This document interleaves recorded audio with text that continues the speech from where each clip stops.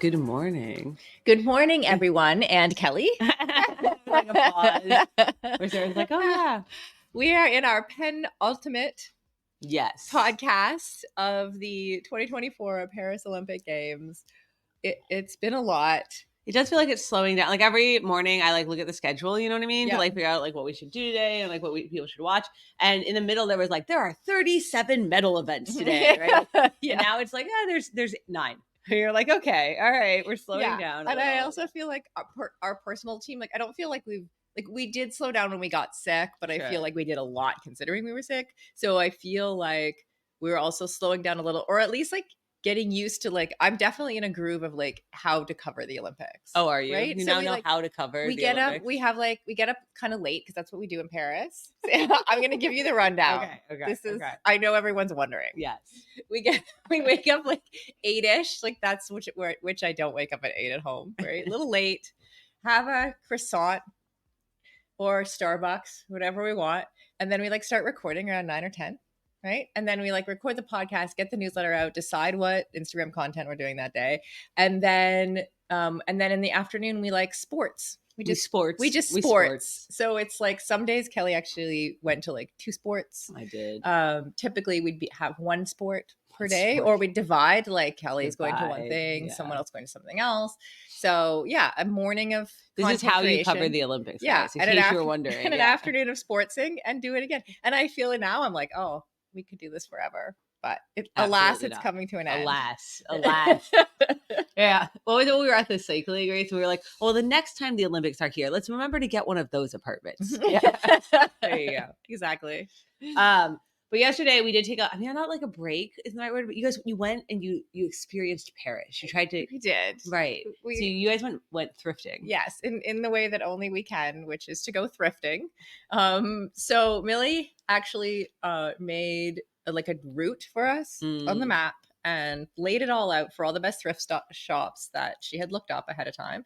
And we hit a whole bunch of different things. So everything from the place that had a big pile that just said €1, and if you scrounge through it, you could get anything from it for €1, to a really nice large multi-level one that was curated, that had where they had sometimes even altered the clothes, dyed jean jackets or jeans and stuff like that. So yeah, we had a really cool variety. I think I bought the most stuff. Yeah, you did a fashion show for us last night, and I do all your thrifting clothes. We also bought a Paris 2024 sweatshirt, and I was like, oh, I haven't seen that one. And we're not sure if it's a knockoff or not. Oh, it's actually not, because I looked at the tag. Okay. Yeah, I did look at the tag. I don't know how some of these stores got, because they're kind of everywhere. You can buy them everywhere. The Monoprix even has some random. I have no doubt that this store was not supposed to have those sweatshirts, because they fell off a truck. That probably happens in Paris. They did actually fall off a truck, I think. Yeah, so we had and then we had some funny experiences. We went into a couple regular stores, and a lot of the shops, even the higher end shops, don't have change rooms. Right.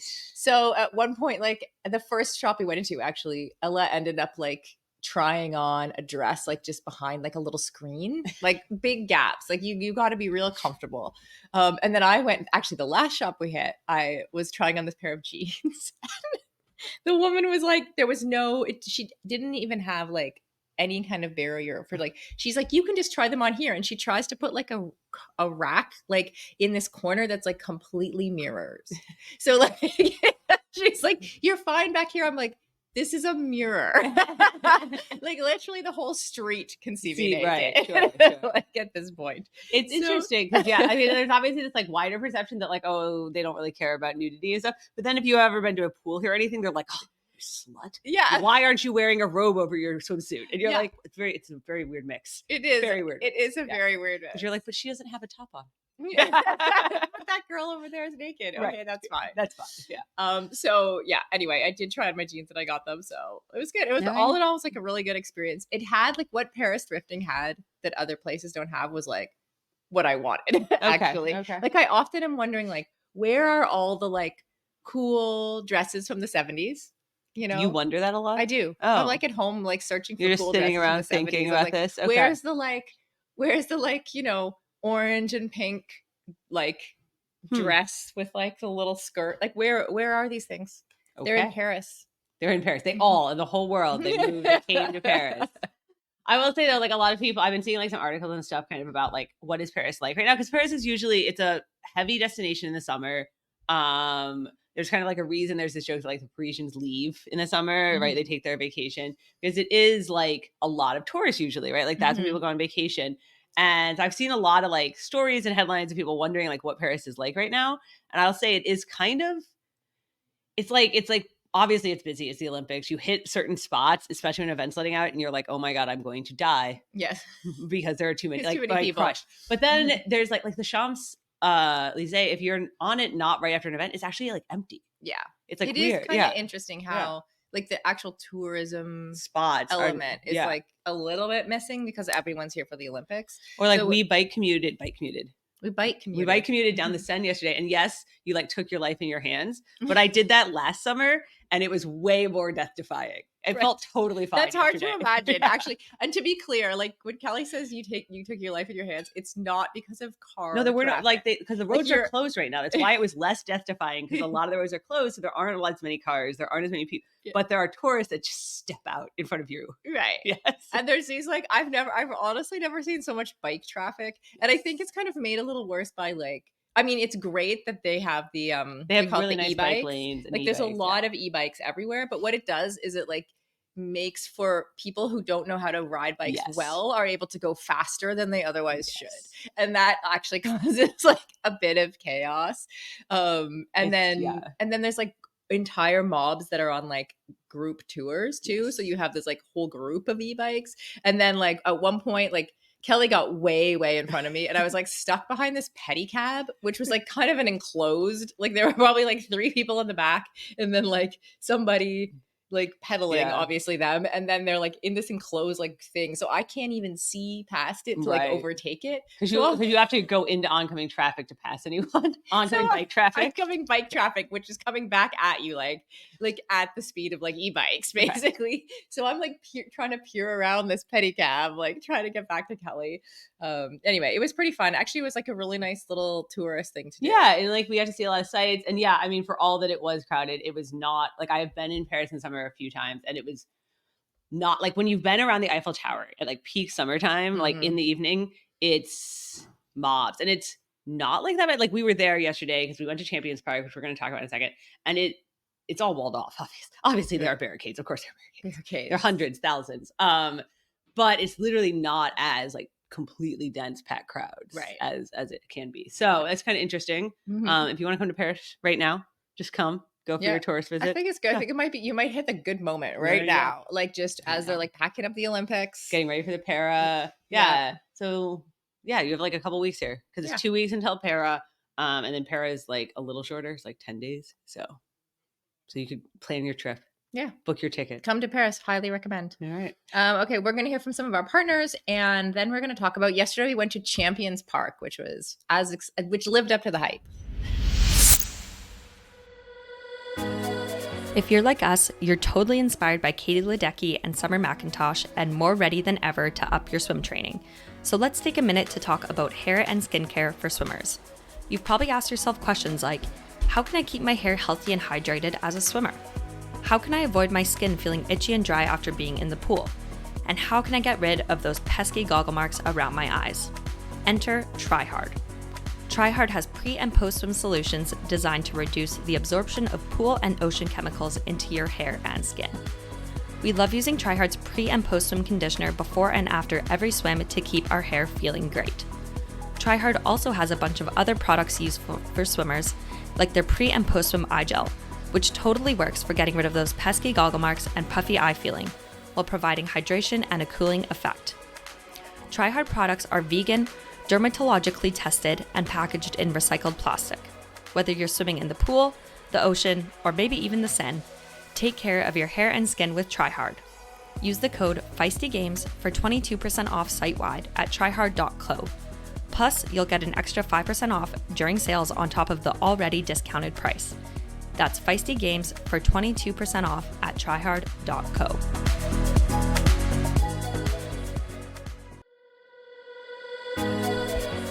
Historically, athletic footwear has been designed, researched, and tested for men. Brands have relied on the shrink it and pink it approach to sell male shoes to female customers. That's why we are so excited Hedas is working with us on our Paris coverage. Hedas is building high-performance, technical running shoes for women from the ground up. They operate from a purely female perspective, which we love, and their mission is to ensure the female running experience gets the funding, research, and recognition it deserves. Hedas has unlocked the science behind women's biomechanics through dedicated research and creates better shoes for women's performance. Some of Heda's special features include a lower ankle collar to reduce rubbing on women's ankle bones, a breathable mesh toe box to allow for ventilation and accommodate female toe shape, and a supercritical foam and Pebex plate midsole to keep our legs going when the going gets tough. Hedas has 3 shoe models designed for different sessions: the Alma Cruise for long runs, the Alma Tempo for training days, and the Alma Speed for pushing the pace. Celebrate the outstanding performances at the Olympics with your own pair of Hedas. Use the code Feisty20 for 20% off at hedas.com. That's Feisty20 for 20% off at hedas.com.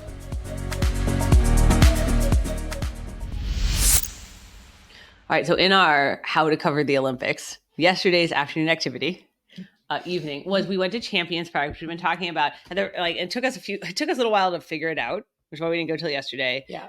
Because it is this free park, it's open for everybody, like anyone in Paris can come, but they put a cap then. Yeah. So 13,000, and then they stop letting people in. Big cap. It's a big It's a lot cap. of people. But it opens at 4, or you can start getting in at 4. And so we weren't like totally sure when they weren't going to let people in anymore. It opens at 4, and it's like out in the heat. It's out in the heat, and you're in the line, and then the Olympians start to come on at 5:45. Right. So you have this gap. Like, are you willing to risk waiting for almost 2 hours, or do you risk not getting in the line and not getting in? So and we weren't sure. Yeah. Anyway, we got there, but it wasn't that bad. We walked out of the metro, and you did see the line, and you were like, "What?" Yeah, I actually terrible. thought we weren't getting in. And I was like, "No." Yeah, and you were right.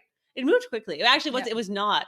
It's not the worst line we've been in. Oh, not by a long shot. All. Yeah, and then I didn't think we were gonna get a good spot. And in the end, we ended up like on the floor, like close to the stage. And it was great because they did the presentation at like, instead of doing it on the stage, they did it at like the far end of the catwalk. So like, and that's kind of where we were standing. So I feel like we kind of got lucky there too. The whole thing is set up in the Trocadero, however you say that, gardens, like right across from the Eiffel Tower. So you walk in and you can like see the Eiffel Tower over this big crowd. It's with the Olympic rings on it. It's very cool. And then they're spectacular. It's like pretty cool. And then there's actually beer in a beer gardens. Oh yeah. Right. It's the only place we've been at so far related to the Olympics that had beer. That had alcohol. I'm sorry, yes, they've had beer at every place. It's just non-alcoholic. Which they don't tell you when you order it, and then you're like, this is weird beer. Like, beer. And then you could go into the actual like stadium type thing where there was a DJ, and when we walked up before the Olympics came out, they were doing some kind of like voguing show. Yeah, there was some show. Like every night there's like a show before the Olympians. And then they start bringing out all the Olympians from like earlier that day or the day before. Like I don't know how they pick it. I think it probably depends on like their media schedule. There's a lot of people. There was a lot of people listed, and they come out and they do like a whole thing. Like the artistic swim team came out and they did like their routine on land, kind of. Yeah, that was pretty fun. It was cute. It was very cute. It's all medalists that come out. All medalists. Yeah. So and I don't know. I think there's like something like all the medals from the day before or something like that is just like who comes to, who wants to. Champions Park. Yeah. So it's very fun. So yeah, we saw the artistic swimmers, the cyclist Kristen Faulkner came out, and she won the road race, which we saw, which was very exciting. And then she was out yesterday because the day before the U.S. team had taken gold in the team pursuit. So the 4 of them, which was pretty cool.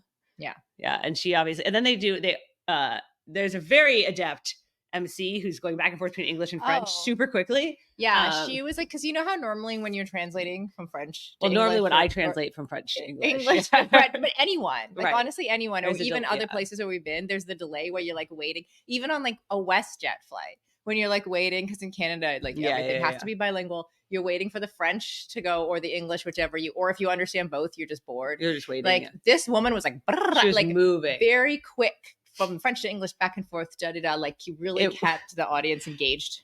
But you I have loved to it. keep moving, right? Because you have 13,000 people sitting in the sun. And you're like, keep She's like, moving, "Eh," yeah. and then he just said this and blah, blah, blah. But it was really funny because Like- at one point, she was talking to like some French champion who came out to like open the day, and he says a whole bunch of stuff, and then she's like, and he said it was great. You're like, great. It's like he said it was He said it was incredible. amazing. It was incroyable is what he said at the end of all the other things he Oh.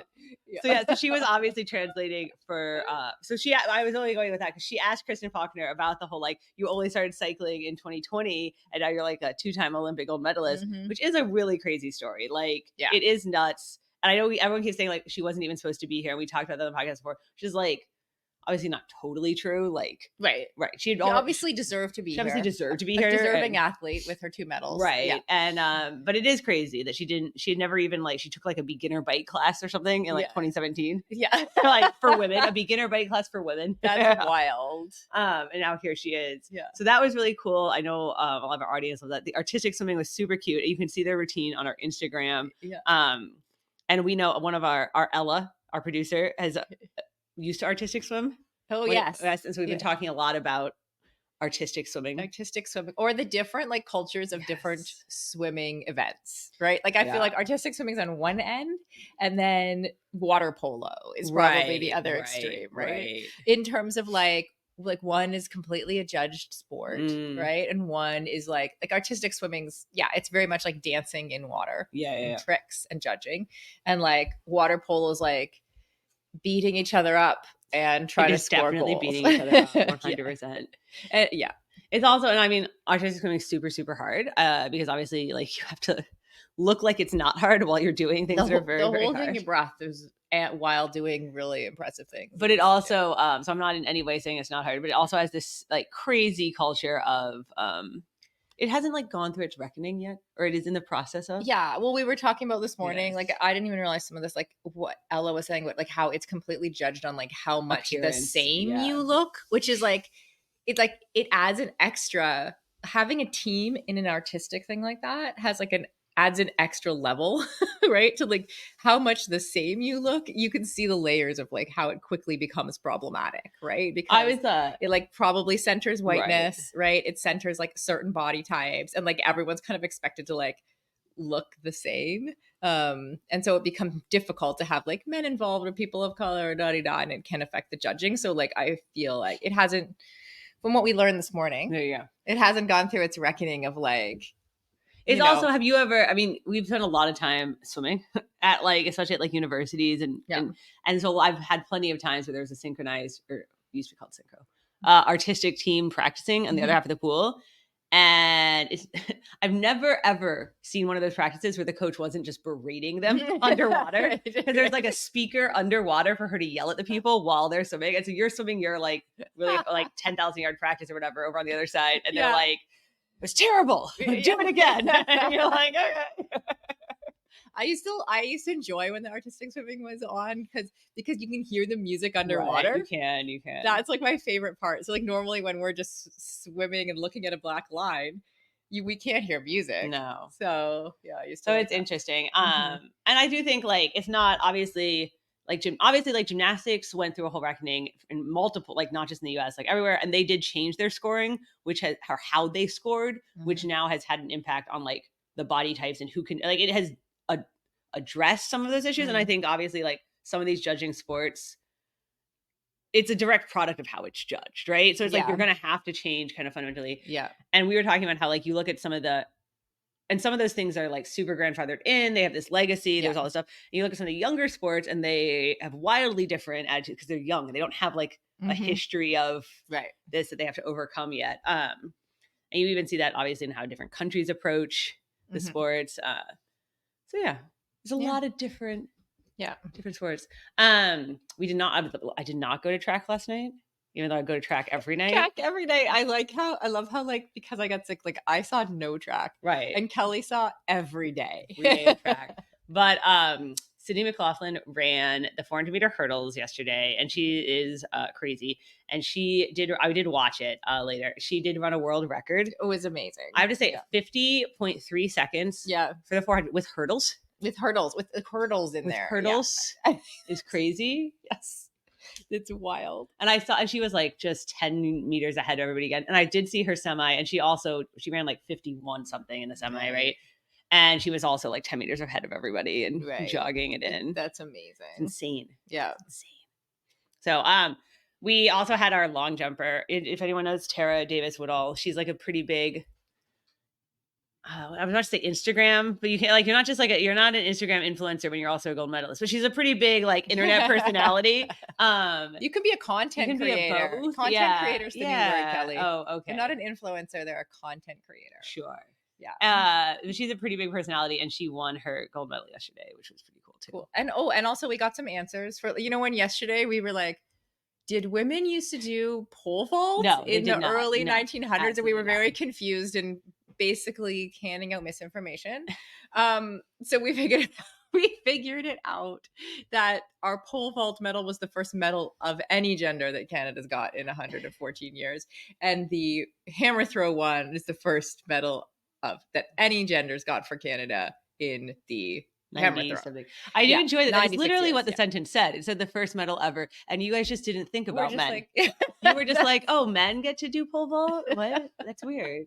Yeah. And we were right that like pole vault like was only added as a women's sports in like 2000, which is wild. It is.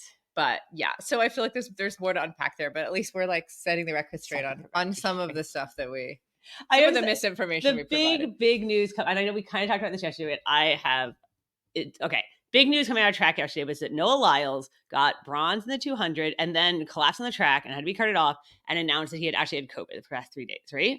Whoa. And there's a lot of feelings about this online. I'm not going to but I've seen a lot of people being like, oh, it's just like a cold.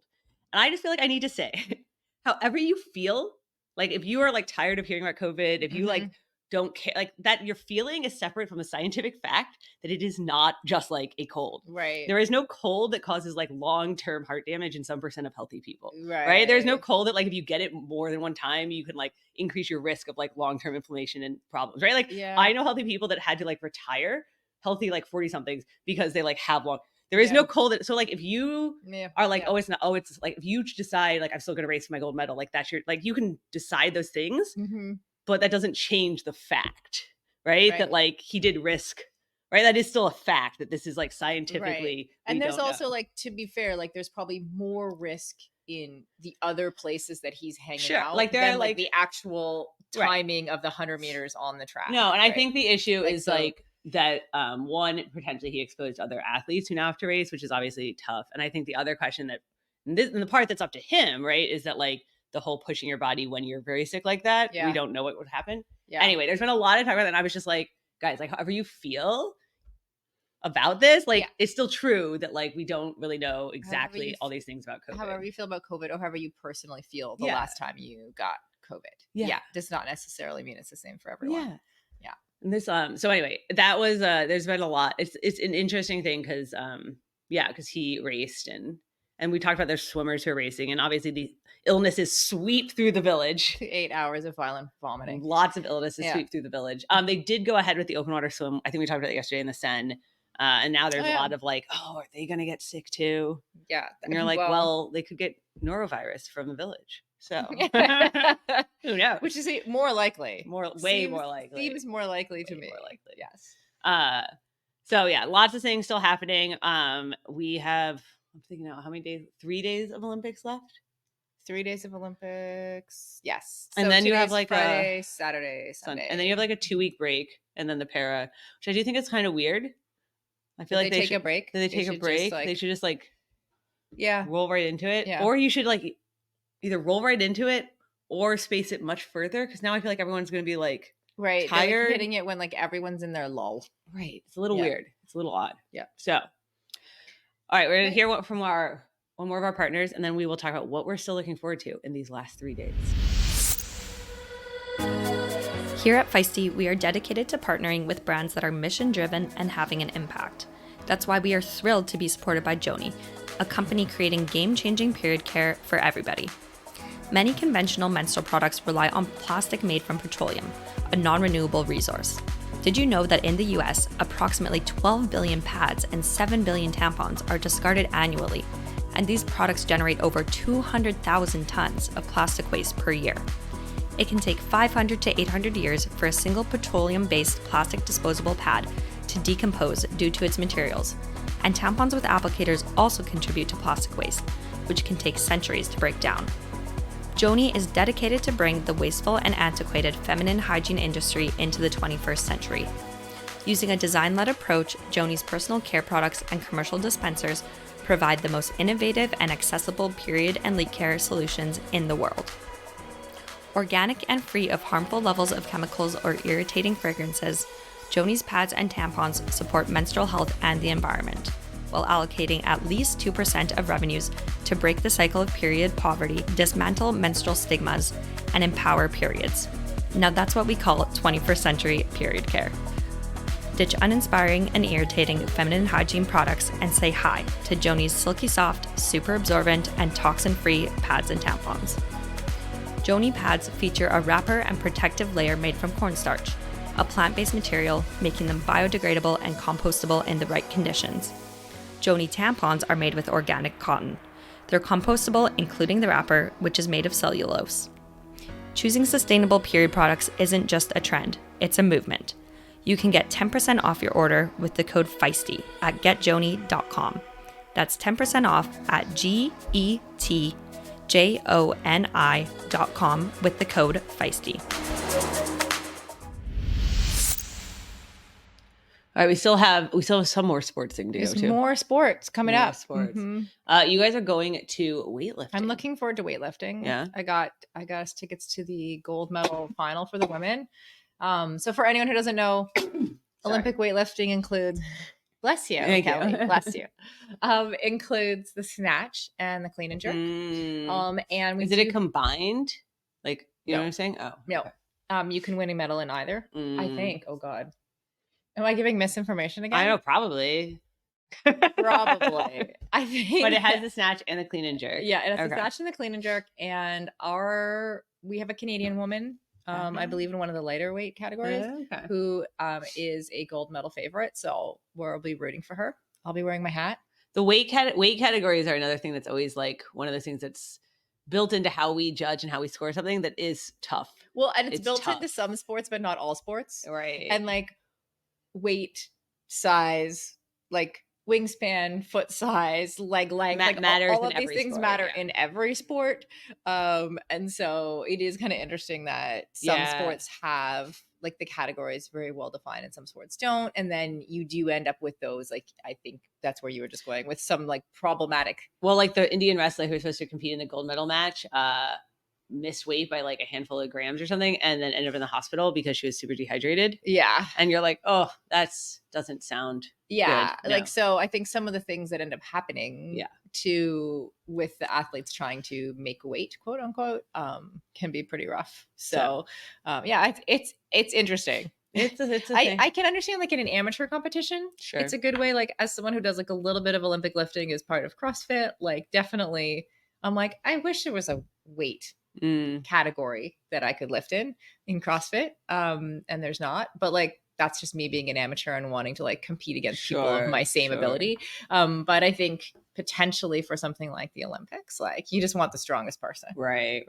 Yeah. Yeah. It is weird. So you guys are going to weightlifting. We're going to soccer tomorrow. The one of the last things always in the Olympics is the marathon, which it's got to be tough for those athletes, right? They're like sitting around for like 2 weeks. I think some of them don't arrive. No, they don't arrive until later. Like they're like stay away from Paris. But it still feels like that's just not. Yeah, it's rough. But so the men's marathon is tomorrow on Saturday, and the women's is on Sunday morning. And in between, Paris is doing this. They're calling it Marathon for All. But not actually, you had to like enter a lottery like 2 years ago to be. It's for all who knew about it. Who knew about it? But it's like 20,000 people that are going to run the marathon course starting at like 9 p.m. tomorrow night. And they have until 4:30 in the morning to finish, which I just think is really funny. Yeah. And it's a really cool, it is a cool course. And it's also the first time that the Olympics has ever done like an open all person event like this. They also have a 10K that was also lottery, but so we are going to go out kind of probably and such a good idea. It's a good idea. Honestly, it's like surprising no one ever tried this before. Yeah, like some of the extras that like Paris has done have been amazing. Yeah. Like the Champions Park that we went to last Mhm. night, where like honestly, if you're attending the Olympics as a spectator, you could Right. just show up at night and see all the medalists from the previous That's day. Like that's cool. awesome. Yeah. And then same with this, it like just gives you a little way to be part of it. You Yeah. know? Such a good idea. I think they've done a good job like Mhm. making people here like a part of it. Even though I do think some people just like left town for sure. Like some Parisians left Paris because they didn't want to. Oh yeah. Lots of Parisians Yeah, left yeah, yeah. Paris. Like that's why it was so easy for us to get an Airbnb. Yes. Honestly.